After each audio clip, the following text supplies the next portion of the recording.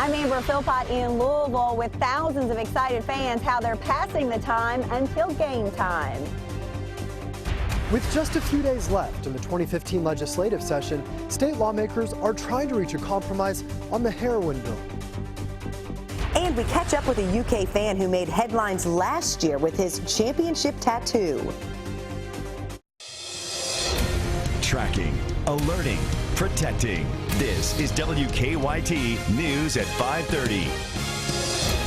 Good evening and thanks for joining us on WKYT on this gloomy looking and feeling day in the bluegrass. I know, a little colder out there and it's still raining, but the Cats will be playing later tonight. So Jim Caldwell, that will warm our hearts and our spirits, I think, for a lot of people. Yeah, it's going to keep us all going no matter what we have, no matter if it's showers or if we had snow, which, by the way, a few areas did have a few flakes this morning. We will certainly be warmed up later on tonight. Right now, across Kentucky, it's a mess with temperatures showing up in the low 40s and then the mid and even upper 40s. So we're all over the 40s today. Right now in Frankfort coming in at 49 degrees. Warmest spot, at least in this graphic.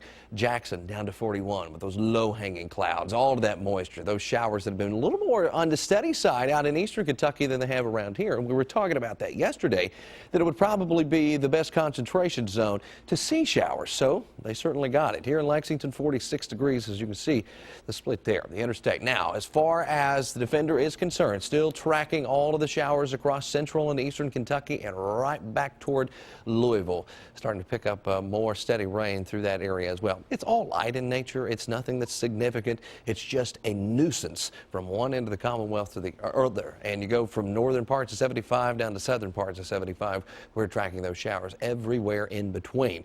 Here's what it looks like up close and personal in Lexington. A little light to occasionally moderate rainfall, and that stretches all the way out into Woodford County as well and southern parts of Scott County. We work our way out into eastern Kentucky. You've been dealing with the showers for a long period of time now, and it's still hanging out with you. We're still tracking some of those same showers down the Mountain Parkway and along the Hal Rogers Parkway as well, light and occasionally moderate.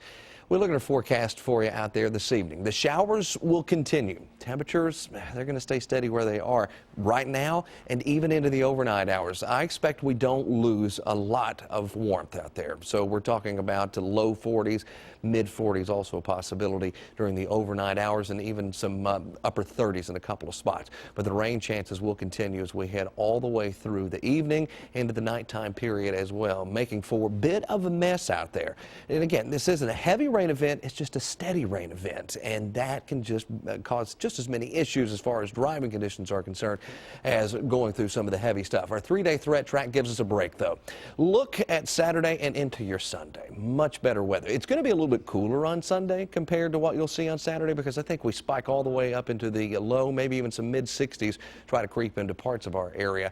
And then on Friday, we're talking about moderate threat level because we'll have the rain around, but it will be ending as we head into the afternoon and into the evening hours as well. So pretty much the first part of the day, we'll have some showers out there. We're wrapping up, though, during the afternoon and into the evening. I'll take a closer look and track it hour by hour coming up for you in just a few minutes.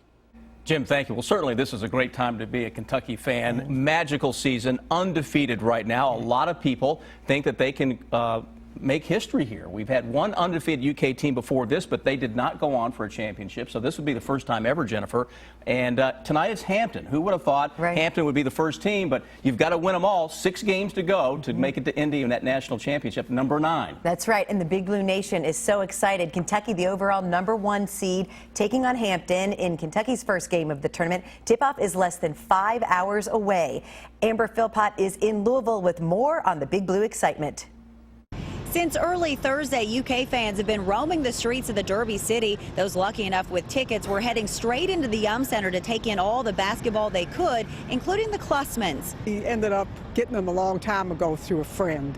So we've had them for a while, and we tried to sell the tickets for this morning, but we couldn't. So we're here, and we're glad we are. For others, the big game with the Cats and the Hampton Pirates is all that matters. At Patrick O'Shea's, we found fans practicing up. The wait may be a long one, but well worth it for the Hellers, who are UK alums. Just having some food, some drinks, and just watching TV. These games is the best sports day of the year, in my opinion. And whether you have tickets or not, being right in the middle of it all is enough for most fans. It's awesome. I wouldn't trade it for anything, and anybody who's not down here, I feel sorry for them.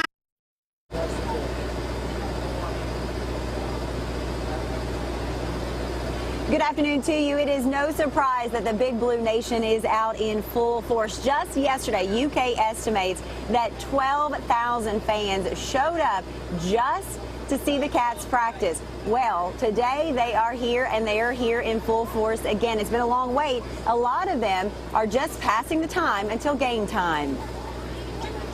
Tyler Black calls himself a crazy UK fan. If you look that up in the dictionary, you'd see me, the guy with the tattoo. But last year, right before the SEC tournament, when his beloved Cats were not performing so well, he made a bold and rather permanent prediction that Kentucky would win the 2014 national title with a tattoo on his leg. it was honestly a lot of negative feedback, people calling me crazy and all kinds of names I can't really say. But it almost happened. Kentucky came so close that CBS gave him free tickets to the title game. And I was like, well, I'll hop on a bicycle if I have to. I'll be down there. No title came, but Black still got a lot of attention. He credits a retweet by Willie Cauley-Stein. I had about 300 when I made that tweet, and then after Willie retweeted me, I now have about 1,000 followers. A year later, no new tattoo. I actually did consider doing it, but, I just figured where I'd already done it, people just think, oh, this guy just wants attention.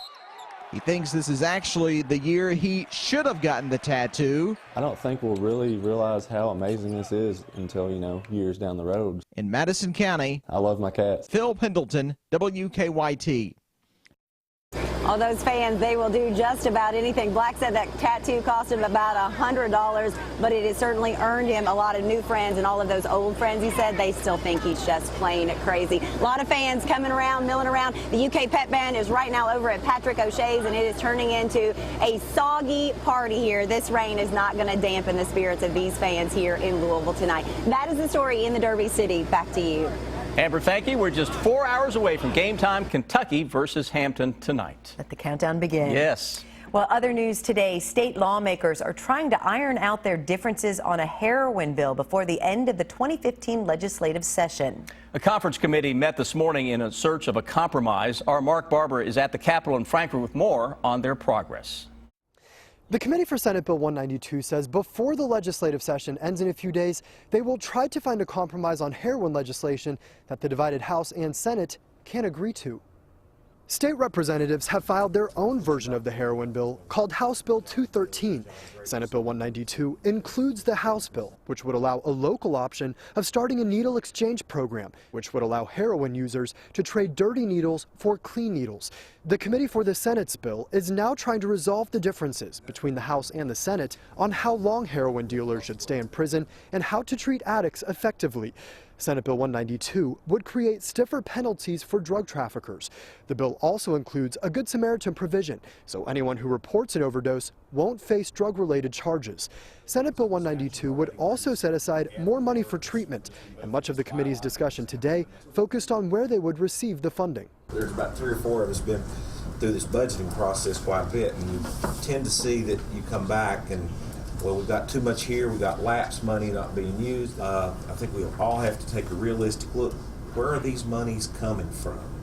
The committee is pushing to have the bill adopted before the end of the legislative session, which is on Tuesday. In Frankfort, Mark Barber, WKYT. Senator Whitney Westerfield tells us if they reach a compromise, the chambers will then have to adopt the committee's report before it could go on to Governor Beshear. A death investigation is underway after a teenager died from a gunshot wound. Our county-by-county coverage begins in Grant County. Kentucky State Police were called to a home on Redwood Drive around 1:30 this morning. The 14-year-old was pronounced dead at the scene. The teen's name has not been released, and the case remains under investigation by state police. A woman faces charges after an overnight stabbing in central Kentucky. Tanshandika Anderson is charged with assault, evidence tampering, and criminal mischief. Cynthiana police were called to a home on Millcrest Court early this morning where officers found a man who'd been stabbed. He was flown to UK hospital. We do not have an update on his condition at this time. Anderson left the scene but later surrendered to authorities. Police say the stabbing stemmed from a domestic dispute. In Rowan County, some changes are coming to Morehead State University. This afternoon, MSU President Wayne Andrews and House Majority Leader Rocky Adkins led the groundbreaking ceremonies. The university will build a new parking complex and dining commons, a main campus residence hall, and a new residence hall at the Derrickson Agricultural Complex. Officials say it's all about meeting the needs of students. Yeah, the exciting thing about it, of course, is we've done a lot of planning in order for this to happen. It goes back to our housing master plan, which we started in 2006, and this is one more affirmation that if you plan carefully, you can make things happen. All three projects are scheduled to be finished by the fall of 2016. The proposed merger of two major TV cable giants will mean changes for some communities' cable providers, like Georgetown. Our good question tonight is from Matt of Georgetown. He says, I hear the Georgetown cable TV provider is changing. Is that true? And what is the company? Well, you hear it right, Matt. I checked with the mayor of Georgetown. Tom Prather told me that if Comcast's $45 billion deal to merge with Time Warner is approved, sometime later this spring or summer, Charter Communications will become the TV cable provider for Georgetown. Mayor Prather says that the city council has already approved the deal. He says by bringing in Charter Communications, they hope to have a better line extension policy that makes it easier to spread TV cable into new housing developments in Scott County. Mayor Prather also says they will have better broadcasts with Charter from city council meetings with 4 new cameras. Now, Time Warner and Comcast recently extended the deadline to finalize the merger to August 12th. So all this still a little bit up in the air depending on what happens with that merger. If you have a good question, simply go to WKYT.com. A Bengals player gets some good news about his daughter's battle with cancer. That's next. I'm Bill Bryant. Lawmakers racing the clock in Frankfort. Congressman Hal Rogers fires off a letter over coal. And Lexington Mayor Jim Gray faces a decision. The bottom line is ahead. I'm Sam Smith in Georgetown. Coming up at 6, we'll tell you how a customer helped police catch a robber in the act.